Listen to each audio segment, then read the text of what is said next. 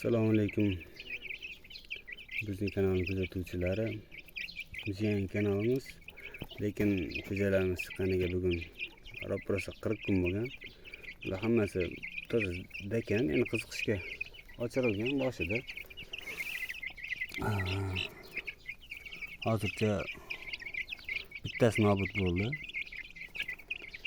Bundan o'zimiz ehtiyotsizligimiz sababli qolgani Xudoga shukr bexato katta bo'lishyapti.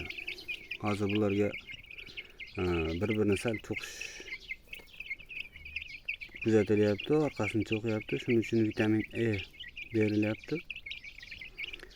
Keyin o'sha vitaminlar tektonikda uzmaslik kerak odatdan. O'sha vitamin kamligidan bir-birini shu stressga tushib, shu odat kuzatilar ekan bularda.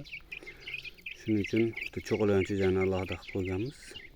Buni hali yana ko'rsatamiz.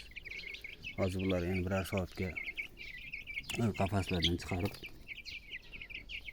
o'zini aylantirishga qo'yildi endi bular.